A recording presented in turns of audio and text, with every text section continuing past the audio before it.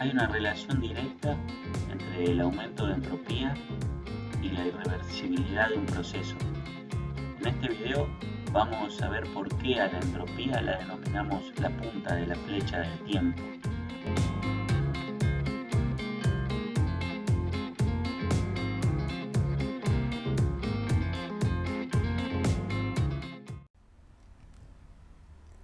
Ahora que ya hemos definido lo que significa entropía, lo que podemos hacer es hacer cálculos de diferencias de entropía para distintos procesos. Vamos a empezar por el caso más simple, que es para un proceso cíclico. La entropía, como la definimos en el video anterior, es una función de estado. Por lo tanto, como para toda función de estado se cumple, el delta de la propiedad es cero en todo el proceso, ¿sí? Es decir, cuando un proceso es cíclico, necesariamente se cumple que el delta S tiene que ser igual a cero a lo largo de todo el ciclo. Ahora bien, podemos ir viendo cómo calcular las variaciones de entropía para cada uno de los pasos que involucra el ciclo, ¿sí? Por ejemplo, vamos a arrancar por un proceso adiabático reversible. En el caso de un proceso adiabático reversible se cumple que si es adiabático, la transferencia de calor reversible es igual a cero, es decir, diferencial de Q reversible es igual a cero. Por lo tanto, si sabemos que el delta S es el Q reversible dividido la temperatura, la integral del Q reversible sobre la temperatura, sabemos que el delta S es igual a cero, ya que no hay intercambio de calor. Dos de las cuatro etapas de un ciclo de Carnot, como lo vimos, había dos de las cuatro que eran adiabáticas y dos eran isotérmicas. Por lo tanto, en dos de las cuatro etapas del ciclo de Carnot, el cambio de entropía es cero.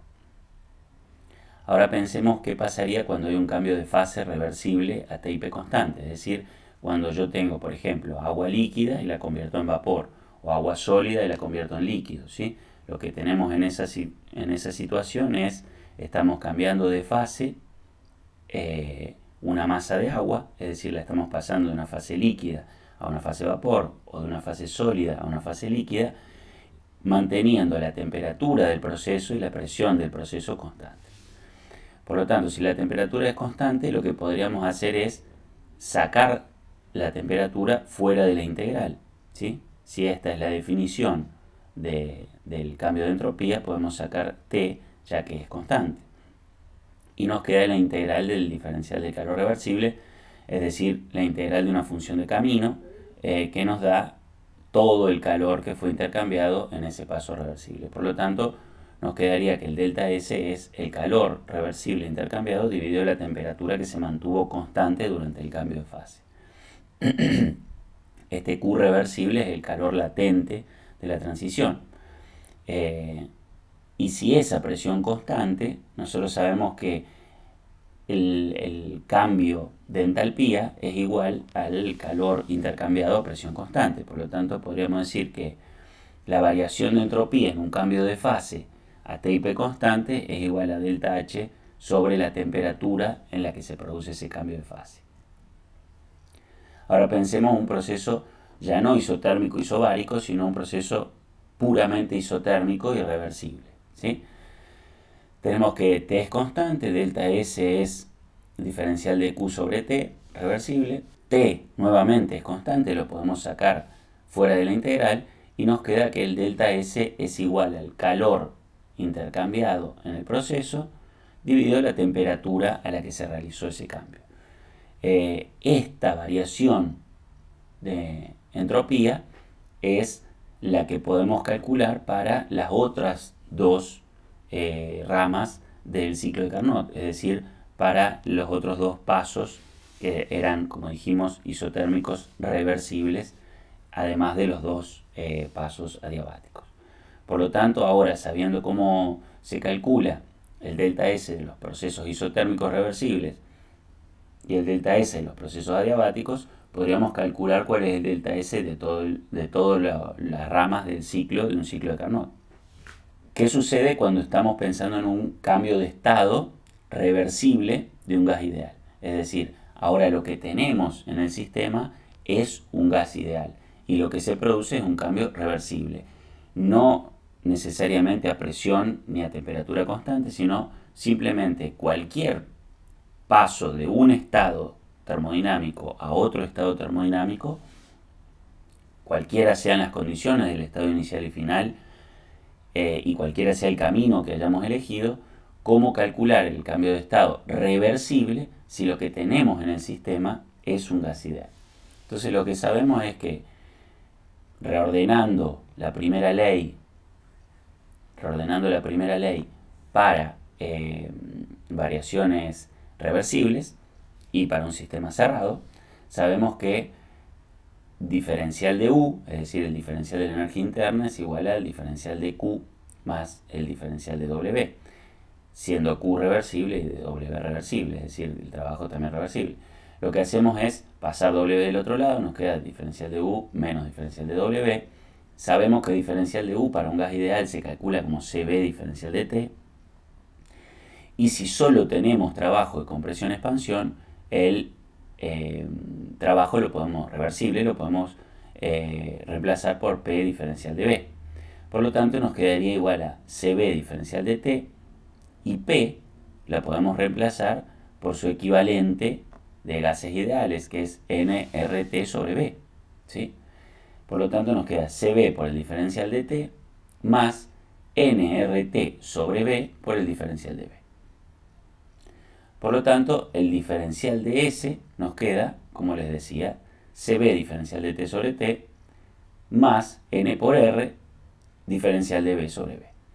Y esa diferencial de entropía la podemos integrar, ¿sí?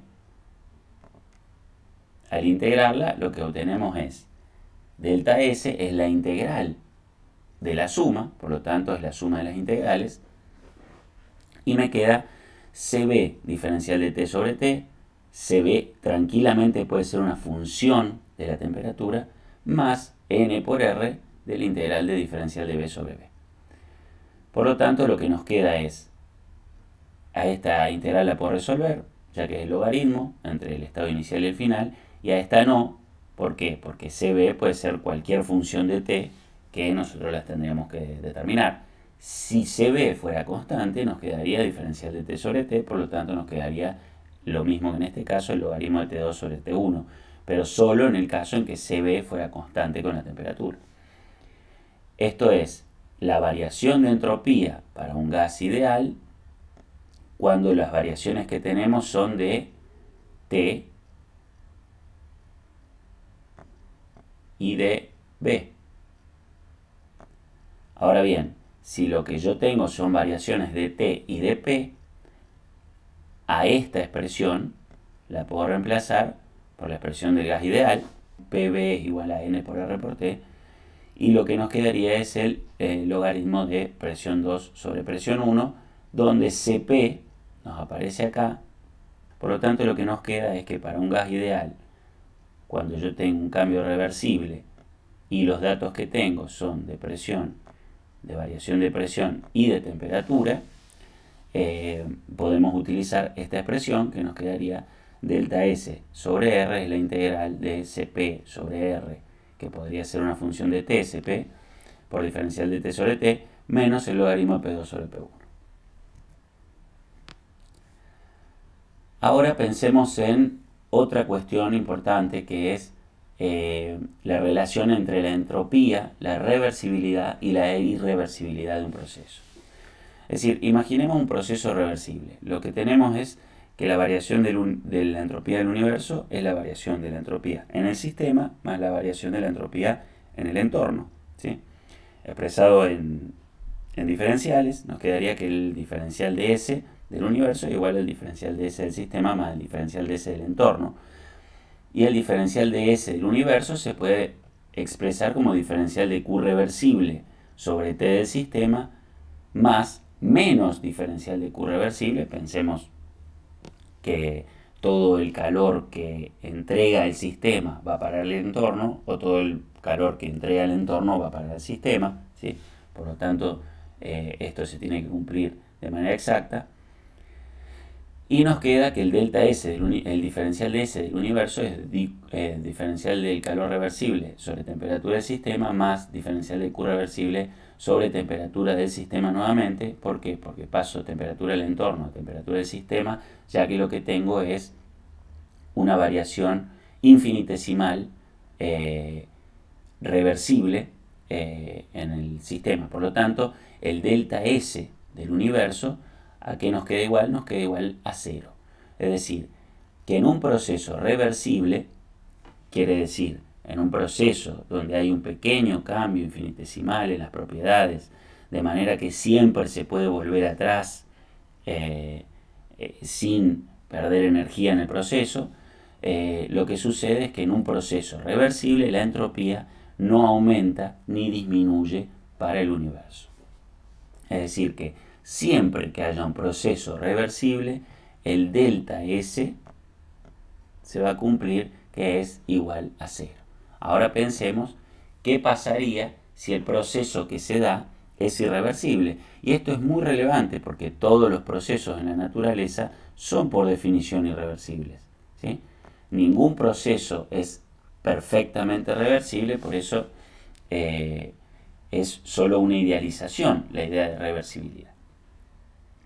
Entonces, para evaluar un cambio, por ejemplo, si yo tengo una gráfica presión-volumen y lo que tengo es el paso del punto 1 al punto 2 a través de un proceso adiabático irreversible, yo lo que podría hacer para evaluar esa variación es imaginar que llego desde el punto 1 hasta el punto 2 a través, o desde el punto 2 hasta el punto 1, a través de otro camino que sí esté constituido por pasos reversibles.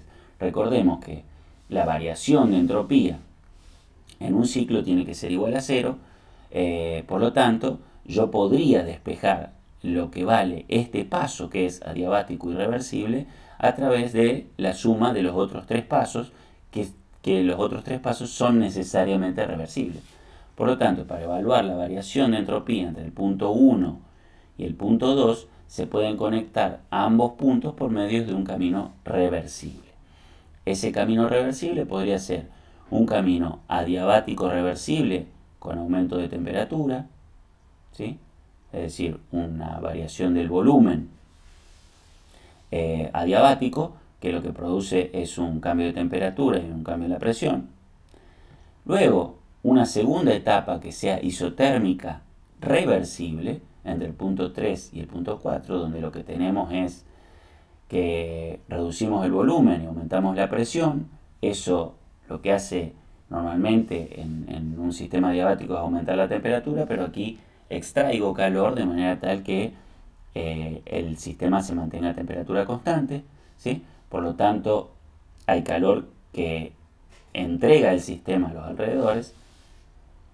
Y luego un paso en el que voy del punto 4 al punto 1, que era el otro punto que forma parte del proceso adiabático irreversible, que es un proceso adiabático reversible. Por lo tanto, la integral del diferencial S del sistema, como para toda función de estado, se tiene que cumplir que sea igual a 0, ¿sí? Que sea igual a 0. Entonces lo que tenemos es que la integral del diferencial de S del sistema tiene que ser igual a S2 menos S1, que es la que a mí me interesa averiguar, más S3 menos S2, que es el adiabático reversible, más S4 menos S3, que es el isotérmico reversible, más S1 menos S4, que es el adiabático reversible para pasar desde el punto 4 hasta el punto 1. ¿Sí? Y todo eso tiene que ser igual a 0. Es decir, que yo ya sé que hay dos pasos que son adiabáticos reversibles, que son el 3,2 y el 4,1, por lo tanto se hacen 0, ¿sí? Y lo que me quedaría es que S2 menos S1 más 0 más S4 menos S3 más 0 es igual a 0.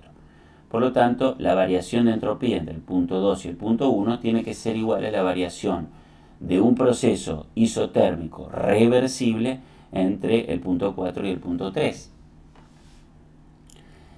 Esta es una variación de entropía reversible que ya sabemos calcular porque es un proceso isotérmico reversible, como ya lo vimos anteriormente. Y eso se calcula como el Q reversible sobre T3, T34, digamos, o sea, la temperatura de esta isoterma, ¿sí? Que incluye el punto 3 y el punto. Es decir, que la variación de S2 menos S1, ¿sí?, del proceso adiabático irreversible tiene que ser menos Q reversible entre la variación de entropía, es decir, menos Q reversible sobre T3 4, ¿sí?, que es una temperatura constante, ¿sí? A su vez se cumple que para el ciclo la integral de cualquier otra función de estado tiene que ser igual a 0, es decir, que la integral en el ciclo, por ejemplo, de la energía interna es igual a 0. Eso me quedaría que Q34 es igual a W, ¿sí? Y eso implicaría que todo el calor, para llegar desde el punto 1 a través de un proceso cíclico nuevamente al punto 1, todo el calor se estaría convirtiendo en trabajo, por lo que se estaría violando la segunda ley de la termodinámica, ¿sí? Entonces, sí o sí, la variación de entropía entre el punto 2 y el punto 1 tiene que ser igual a Q reversible sobre T34, pero tiene que ser mayor que 0, ¿sí? Por lo tanto, el delta S del sistema tiene que ser mayor que 0 y eso implica que el delta S del universo también será mayor que 0 para todo proceso irreversible. Es decir, que en todo proceso de la naturaleza, que por definición es irreversible, se cumple que la variación de la entropía del universo es mayor que 0. Esto quiere decir que para pasar de cualquier estado inicial a cualquier estado final, necesariamente el universo está aumentando su entropía. Ahora pensemos en una cuestión importante que es la desigualdad de Clausius, ¿sí? Decimos que en un ciclo irreversible el trabajo para pasar desde un punto 1 a un punto 2 a través de un proceso irreversible es mayor que el trabajo reversible para pasar de un punto 1 a un punto 2, ¿sí? Es decir, sí o sí necesitamos hacer más trabajo para pasar de un punto 1 a un punto 2 si vamos por un camino irreversible que por uno reversible. El delta U del sistema tiene que ser igual a 0 aunque yo vaya por caminos irreversibles o vaya por caminos reversibles, ¿sí? Por lo tanto, el delta U de un sistema es igual al Q irreversible más el W irreversible, que es igual al Q si yo fuera por un camino reversible más el trabajo por un camino reversible. Como la energía interna es una función de estado, es igual si el ciclo es reversible o irreversible. Por lo tanto, lo que está pasando aquí es que el Q irreversible es menor al Q reversible. Es decir, que si el trabajo irreversible es mayor que el trabajo reversible, ¿sí?, si este valor decrece y este valor crece, la variación de energía interna para el ciclo, para el cambio, es función de estados, es decir, que solo depende del estado inicial y final. Lo que va a pasar es que el Q reversible debe crecer y el Q irreversible debe decrecer. Es decir, que si el trabajo reversible es menor al reversible, el calor reversible tiene que haber aumentado para que la variación de energía interna se mantenga en el mismo valor.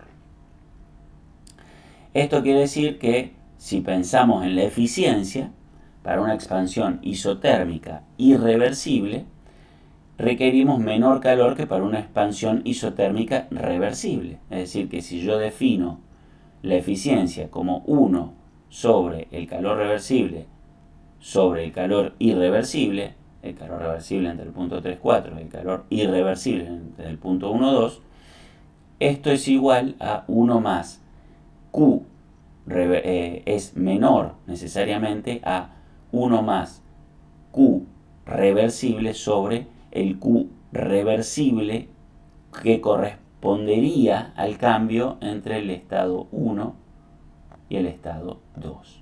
¿Sí? Por lo tanto, siempre la eficiencia de un proceso adiabático irreversible entre el punto 1 y el punto 2 será menor que la eficiencia del mismo proceso si se produjera de manera reversible. Este hecho de que una expansión isotérmica irreversible requiere menos calor que una expansión isotérmica reversible implica esta integral, ¿sí? Esta integral, que es la definición de entropía para un sistema irreversible y la definición de entropía para un sistema reversible, ¿sí? Es la desigualdad de Clausius. Es decir, que la variación de entropía para un proceso irreversible siempre será menor que la variación de entropía para un sistema reversible. Y esa es la definición de la desigualdad de Clausius, ¿sí? Esta variación de entropía para el proceso reversible sí o sí va a ser igual a cero, porque ya dijimos que la variación de entropía para cualquier proceso reversible es igual a cero. Es decir, que esta variación de entropía es la variación de entropía de un proceso reversible y va a ser igual a cero, pero la de cualquier proceso reversible va a ser menor a la correspondiente del proceso reversible. Esto implica que la entropía de un sistema para cualquier proceso adiabático irreversible va a ser mayor que cero. Y para cualquier sistema aislado que esté sometido a un proceso irreversible, el delta S va a ser también mayor a cero. ¿Por qué? Porque en un sistema aislado, necesariamente el delta S del universo es el delta S del sistema más el del entorno, ¿sí? Es decir, que si yo tengo un sistema cerrado, donde el delta S para cualquier proceso adiabático es irreversible y es mayor que cero, eso va a terminar haciendo que si el entorno más el sistema conforman un sistema aislado en general, el delta S del universo es mayor que cero. Eso implica que el universo se puede entender como un sistema aislado donde todos los procesos que suceden al interior del universo, es decir, en pequeñas porciones del universo, que es lo que nosotros definimos como sistema, todo proceso que sucede en el universo genera un aumento de entropía del sistema universo como sistema aislado genérico. Es decir, que todo proceso natural produce un aumento de la entropía. Y esa es la desigualdad de Clausius. La variación de entropía del universo para cualquier proceso es siempre mayor o igual que cero. Para un sistema aislado que sufre un proceso irreversible, el cambio de entropía siempre es mayor que cero. Y para el universo, la entropía siempre crece. Repetimos la frase de un científico escocés, Eddington, que dijo que el aumento de la entropía es la punta de la flecha del tiempo. Es decir, que siempre vamos a entender hacia qué dirección avanza el tiempo cuando vemos una película, cuando entendemos hacia qué dirección aumenta la entropía del sistema. Por eso, el delta S del universo, como dijimos, es siempre mayor que cero para un proceso irreversible, lo que podríamos decir matemáticamente que diferencial de la entropía total es igual al diferencial de Q sobre T más S generado, donde Q representa el calor intercambiado en el proceso irreversible y S generada es la entropía generada por la irreversibilidad del proceso. Es decir, que lo estamos pensando nuevamente como un balance de entropía para un dado sistema. En un proceso reversible, la variación, la entropía generada es igual a cero, y en un proceso irreversible, la entropía generada siempre es mayor que cero. Y si un sistema intercambia materia con los alrededores, es decir, pensando en el balance para un sistema donde tenemos corrientes que entran y corrientes que salen, ¿sí? Es decir, un sistema abierto, su entropía puede incrementar o disminuir por efecto de la entropía contenida en las corrientes materiales que ingresan o salen del sistema, ¿sí? Eso implica que el balance general de entropía para un sistema abierto debe incluir entonces la entropía de cada una de las corrientes materiales que ingresan o salen del sistema. Es decir, que la variación de entropía respecto del tiempo es igual a la sumatoria de las corrientes que entran y salen con sus correspondientes entropías, es decir, lo que entendemos como el término convectivo, más el calor, el flujo de calor por unidad de tiempo respecto de la temperatura, más la entropía generada, que depende de la reversibilidad o irreversibilidad del proceso.